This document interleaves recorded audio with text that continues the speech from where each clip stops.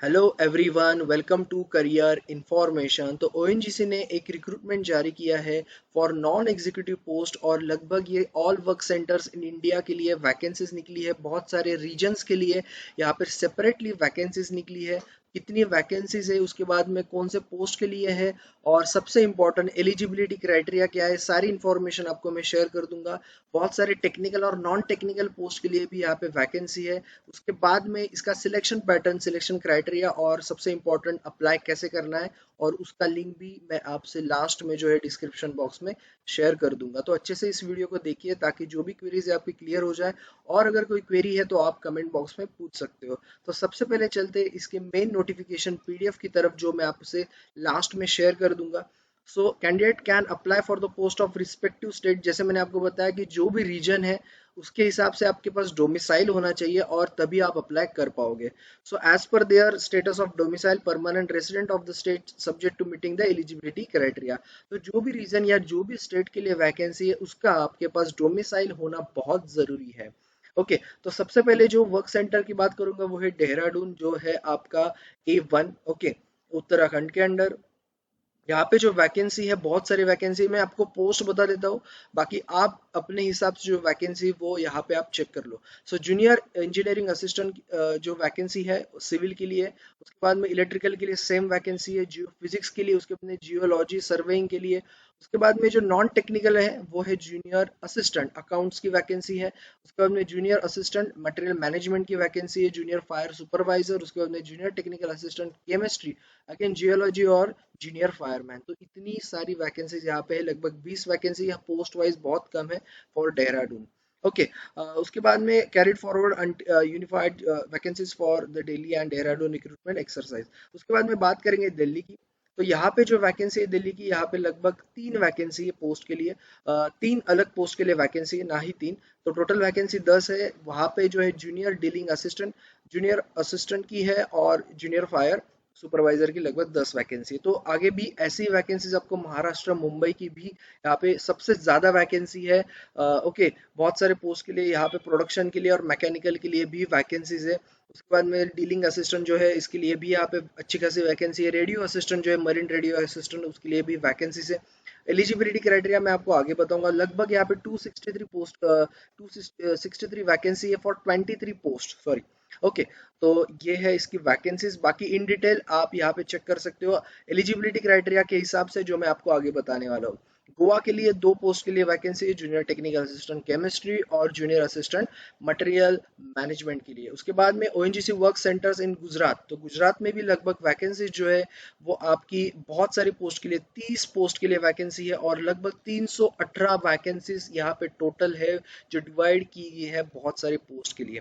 Okay, उसके बाद में नेक्स्ट जो है वो है आपका जोधपुर राजस्थान, जिसमें लगभग 5 पोस्ट के लिए वैकेंसी है और लगभग 6 यहाँ पे टोटल उसके अंडर वैकेंसी है। तमिलनाडु एंड पौंडीचेरी की बात करेंगे तो यहाँ पे वैकेंसीज भी ज़्यादा है, 15 जो है पोस्ट और 38 वैकेंसीज। उसके बाद में असम के लिए जो वैकेंसीज है वो है 164 और लगभग 23 पोस्ट। इन डिटेल में आपको आगे एलिजिबिलिटी क्राइटेरिया बता दूंगा ताकि आपको ये पता चल जाएगा कौन से पोस्ट के लिए आप अप्लाई करना है। बस ये चीज़ याद रखना, हर एक पोस्ट को जो भी आप अप्लाई कर रहे हो आपके रीजन में ही करना पड़ेगा, क्योंकि डोमिसाइल आपको ज़रूरी है। अगरतला त्रिपुरा की बात करेंगे तो इसमें भी वैकेंसी 66 से 17 पोस्ट के लिए। वेस्ट बंगाल कोलकाता में जो वैकेंसी है 10 वैकेंसी है फॉर 9 डिफरेंट पोस्ट। बाद में जो है झारखंड में जो वैकेंसी है वो है टोटल आपकी 11 और 23, लगभग यहाँ पे नंबर ऑफ वैकेंसीज है। ओके, तो पे स्केल आपको जो है F1, 8-1 और W1, ये जो है इसके हिसाब से आपको चेक करना है। जो भी आप पोस्ट के लिए अप्लाई करने वाले हो, यहाँ पे पोस्ट कोड जो है दिया हुआ है, तो उसके हिसाब से आपको पे स्केल यहाँ पे मिलेगा। बाकी जो है अलाउंसेस वो भी आपको मिलेंगे। बात करेंगे सबसे इंपॉर्टेंट इन डिटेल आपकी एलिजिबिलिटी जो है आपके क्वालिफिकेशन की। सो जूनियर इंजीनियरिंग असिस्टेंट जहाँ पे भी वैकेंसी है सिविल के लिए, 3 साल का डिप्लोमा आप एलिजिबल हो, कोई भी एक्सपीरियंस की जरूरत नहीं, फ्रेशर्स कैन अप्लाई। उसके बाद में इलेक्ट्रॉनिक्स की सेम जो पोस्ट है उसमें भी आपका 3 इयर्स डिप्लोमा या फिर एमएससी फिजिक्स भी चलेगा। विथ इलेक्ट्रॉनिक्स होना चाहिए, याद रखना। इलेक्ट्रिकल के लिए भी ये जरूरी है कि आपका डिप्लोमा होना चाहिए और should have valid certified certificate of competency as a electrical supervisor, तो सुपरवाइजर का आपके पास लाइसेंस होगा तो बहुत अच्छी बात है।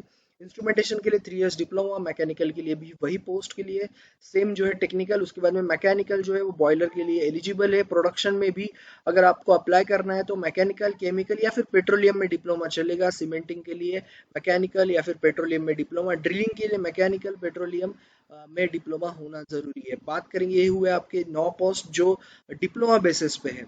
उसके बाद में जो है junior marine radio assistant 10th आपका, उसके बाद में जो है आपका रेडियो टेलीग्राफी ऑपरेटर का सर्टिफिकेट होना चाहिए, या फिर डिप्लोमा इन इलेक्ट्रॉनिक्स होगा तो भी आप अप्लाई कर सकते हो।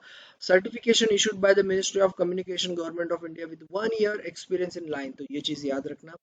जूनियर डीलिंग असिस्टेंट, तो इसमें जो है ट्रांसपोर्ट का 3 इयर्स डिप्लोमा ऑटोमोबाइल, उसके बाद मैकेनिकल पोस्ट ग्रेजुएट डिप्लोमा अगर आपका है business management administration, then also you can apply. और valid heavy vehicle driving licence essential है, ज़रूरी है, तो ही आप अप्लाई करो, अभी अप्लाई कर सकते हो और आपको वो लाइसेंस जल्दी जल्दी मिल जाएगा, तो ही आप इस पोस्ट के लिए एलिजिबल हो। उसके बाद में जूनियर साइंटिफिक असिस्टेंट की जो पोस्ट है, post graduate degree in chemistry. Geology की जो सेम पोस्ट है उसमें आपका post graduate degree in geology. Junior scientific assistant की जो पोस्ट है उसके लिए आपका post graduate degree in Jio physics या फिर फिजिक्स में भी चलेगा। प्रोडक्शन की जो पोस्ट है जूनियर इंजीनियरिंग असिस्टेंट, वो है 3 years diploma in mechanical, petroleum में आपका होना चाहिए।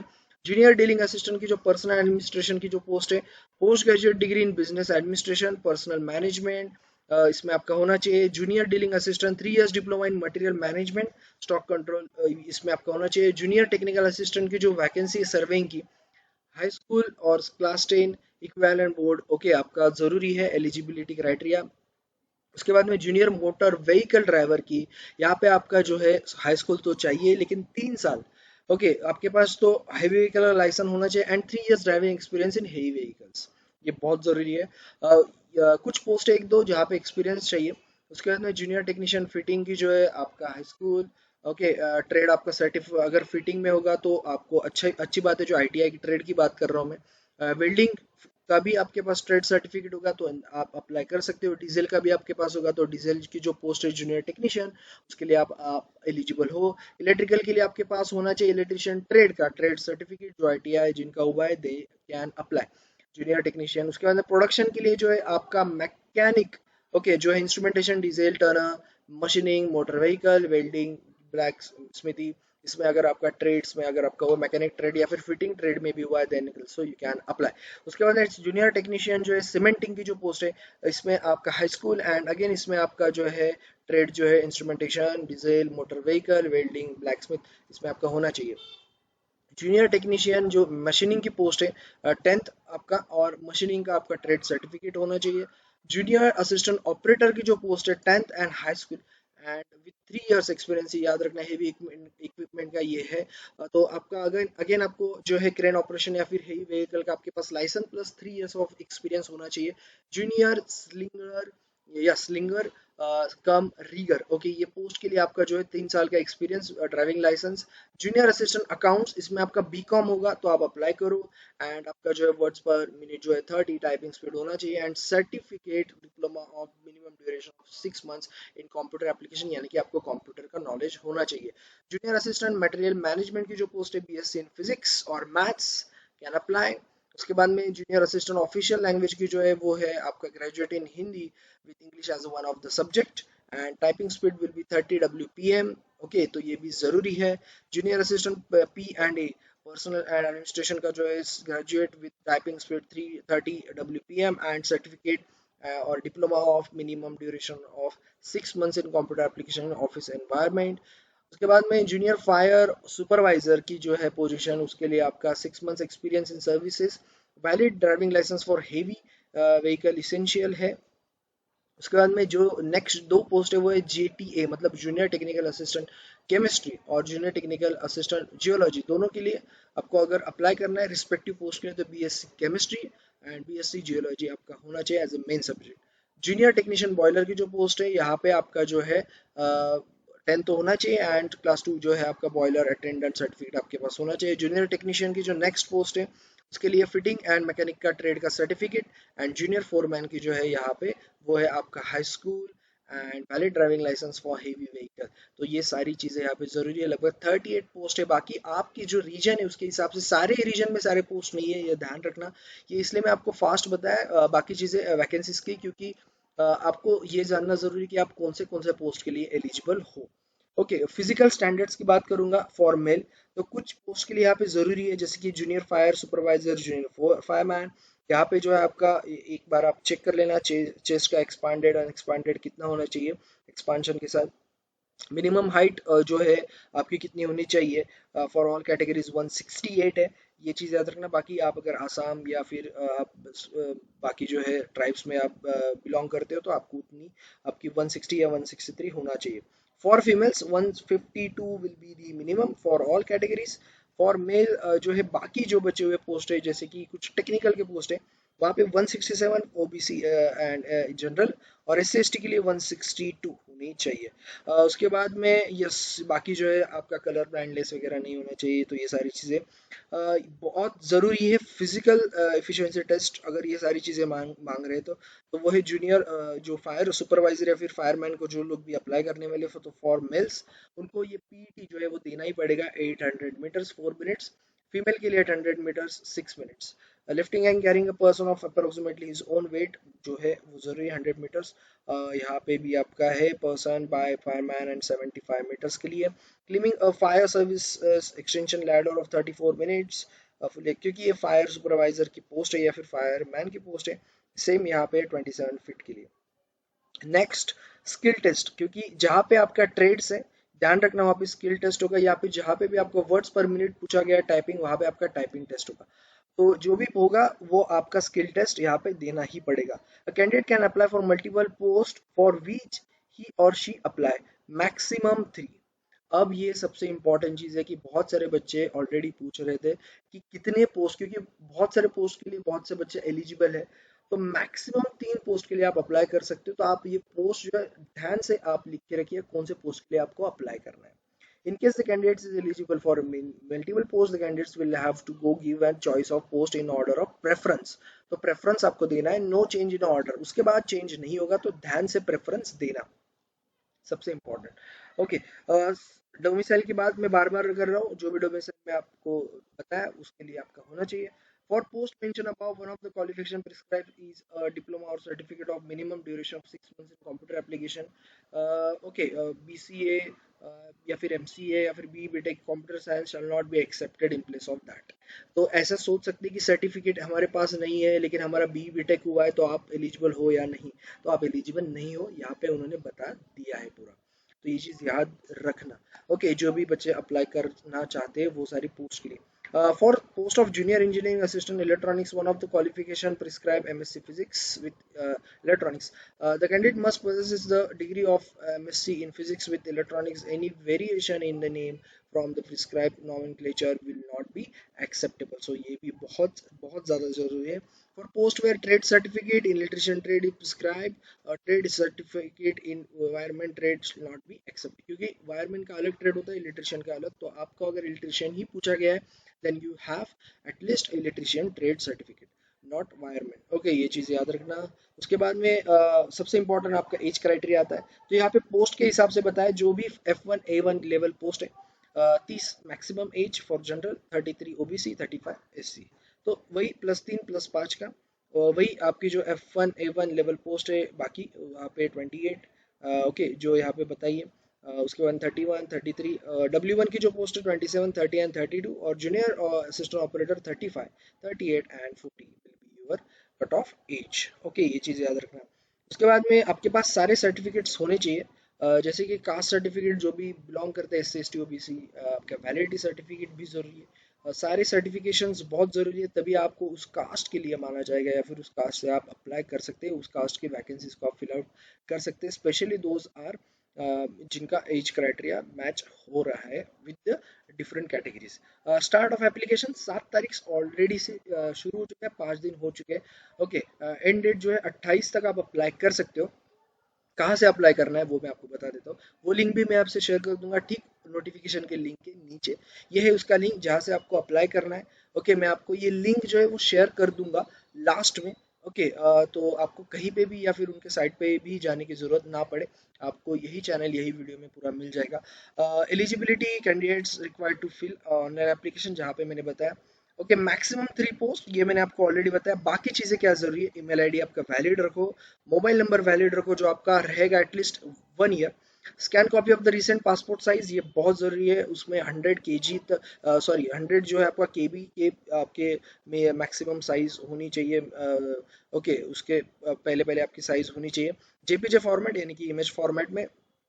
रजिस्ट्रेशन फीस जो है वो 300 रुपये, नॉन रिफंडेबल है, याद रखना। एक बार भर दिया तो आपको repeat आपको नहीं मिलेगा। सिलेक्शन प्रोसेस की बात करूंगा, जैसे मैंने आपको कुछ इंफॉर्मेशन बताई पहली, जैसे कि जहाँ पे आपको टाइपिंग देना है वहाँ पे देना है, स्किल टेस्ट देना है पीईटी यानी कि आपका फिजिकल एफिशिएंसी टेस्ट देना है तो आपको देना है। उसके बाद में फिजिकल स्टैंडर्ड जो है, जैसे वेट, बाद में आपका चेस्ट, वो फिजिकल स्टैंडर्ड टेस्ट में आता है, तो ये सारी चीज़ें आपको देनी है।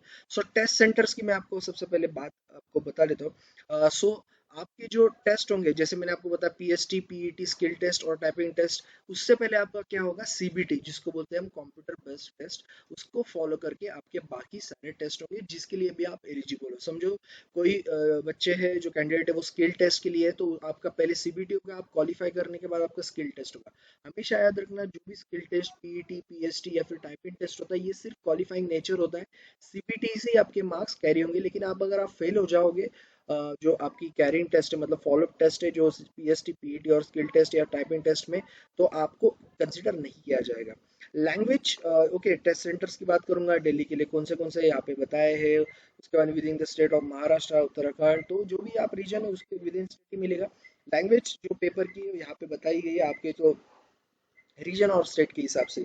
अभी हम बात करेंगे सीबीटी कैसा होगा, बाकी सारी चीज़ें पता चल गई है, तो उसके बारे में भी मैं बात करूंगा। सबसे इंपॉर्टेंट चीज़, there will be no negative marking in CBT. CBT आपको क्या करना है, पूरा अटेम्प्ट करना है, कोई भी नेगेटिव मार्किंग नहीं है। टोटल 100 मार्क्स का ये होगा। ऑब्जेक्टिव टेस्ट होगा 2 घंटे का, 120 में आपको 120 मिनट में आपको 100 मार्क्स, 100 क्वेश्चन अटेम्प्ट करने हैं विद नो नेगेटिव मार्किंग, यानी कि पूरा ही करना है। ओके, तो यस, बात करेंगे कैसा होगा exam. So detail of question to be asked in pertaining the CPT. So general ability यानी कि एप्टीट्यूड वगैरह, इसमें मेंटल एबिलिटी यानी कि रीजनिंग भी आएगा। सो रीजनिंग आपका जो है आएगा, उसमें कुछ इंग्लिश भी आएगा। सो 20% इसको वेटेज, मतलब 20 क्वेश्चन कैरिंग 1 मार्क ईच। और डोमेन रिलेटेड 80 क्वेश्चन होंगे, यानी कि 80%, 1 मार्क्स ईच। ओके, ये तो हो गया। The final merit list will be prepared based on the weightage assigned to the various parameters as following. सो आपको मैं वो भी बता देता हूँ। सो ये जो पोस्ट है यहाँ पे दी है, सारे पोस्ट के लिए आपको मैं इन डिटेल बताता हूँ। ये सेकंड, ये थर्ड, ये जो है आपके सीरियल नंबर के हिसाब से। सो क्राइटेरिया कैसा रहेगा, कंप्यूटर बेस्ड टेस्ट यानी कि 85 मार्क्स, यानी कि आपके जो ये 100 मार्क्स है उसको 85 में कन्वर्ट किया जाएगा। एकेडमिक परफॉर्मेंस के ऊपर आपके 10 मार्क्स, अप्रेंटिसशिप सर्टिफिकेट के 5 मार्क्स, तो ये 100 होंगे। यानी कि 100 आपके जो है सीबीटी, उस पे आपके 85 मार्क्स, मतलब 100 में से आपका 85 में कैलकुलेट होगा, तो ये चीज़ याद रखना। ओके, बहुत ज़रूरी है। उसके बाद में ये फॉर हुआ आपके ये सारे पोस्ट के लिए। वही आगे की पोस्ट के लिए एकेडमिक परफॉर्मेंस में आपको बता देता हूँ 10 मार्क कैसे हो गए, वो एकदम सिंपल है। आपको अभी पता चल जाएंगे आपको कितने। अबाव 60 है तो आपको 10 मिलेंगे, अबाव 50 है इंटू बीच में 60 है तो 6 मिलेंगे, 40 के 50 में है तो आपको 3 मिलेंगे। अच्छी बात यह है कि कोई भी परसेंटाइल क्राइटेरिया नहीं है, लेकिन मार्क्स कटेंगे आपके। वही बाकी जो पोस्ट है यहाँ पे जो 2 नंबर में आता है सीरियल नंबर, इसमें 85 अगेन आपको सीबीटी के मिलेंगे, और 10 आपके एकेडमिक परफॉर्मेंस के सेम क्राइटेरिया के हिसाब से 95 आउट ऑफ। उसके बाद में तीसरे सेक्शन में जो आते हैं आपके पोस्ट, उसके लिए आपके 100 मार्क्स, 85 और 15 आपके एकेडमिक परफॉर्मेंस पे, वही सारा एलिजिबिलिटी क्राइटेरिया रहेगा। सो बहुत सिंपल है। और जो जूनियर फोरमैन की है वहाँ पे 90 और 10, बाकी सेम आपको यहाँ पे मिलेगा। तो बहुत सिंपल है, इनका क्राइटेरिया सबसे इंपॉर्टेंट परसेंटेज क्राइटेरिया नहीं है। क्वालिफिकेशन इवैल्यूएशन वेटेज जो है आपका एकेडमिक परफॉर्मेंस के हिसाब से कैसा रहेगा। तो इन सारे पोस्ट के लिए आपका पोस्ट ग्रेजुएट डिग्री आपको, मतलब यहाँ पे मैक्सिमम वेटेज मिलेगा। सेकंड लॉट में जो आता है उसके लिए ग्रेजुएशन, ओके, जो जूनियर असिस्टेंट वगैरह की पोस्ट है, मोस्ट ऑफ दी जो है नॉन टेक्निकल भी है, कुछ टेक्निकल भी है, और यहाँ पे मोस्टली जो है सारे टेक्निकल है। और उसके बाद में थर्ड इसमें जो आता है आपका 3 इयर्स डिप्लोमा वाला, जो ऑलरेडी डिस्कस कर चुके हैं, वो तो एलिजिबिलिटी क्राइटेरिया है। आईटीआई ट्रेड सर्टिफिकेट भी जरूरी है। बाकी सारे जो जूनियर टेक्नीशियन की पोस्ट है उनके ट्रेड के हिसाब से ध्यान रखना।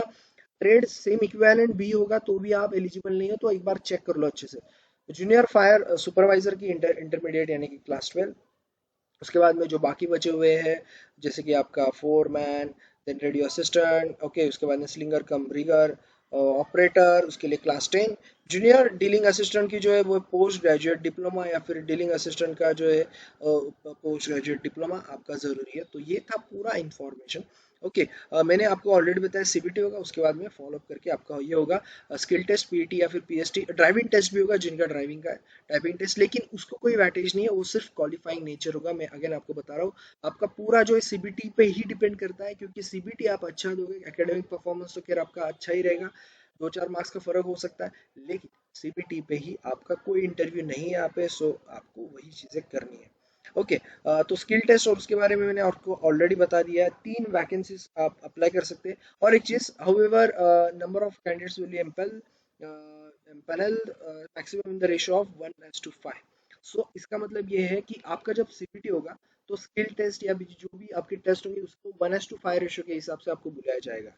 ओके, जो भी आपके मेरिट लिस्ट होगा सीबीटी के हिसाब से, ध्यान रखना सीबीटी के जो मार्क्स है वो आपके अलग अलग हिसाब से कंसिडर होने वाले हैं, वो भी मैंने आपको इन डिटेल बता दिया। बाकी एडमिट कार्ड बाकी चीज़ें आपको साइट पे मिल जाएगी, प्लस ये चैनल पे भी मिल जाएगी। कोई क्वेरी तो कमेंट बॉक्स में पूछो।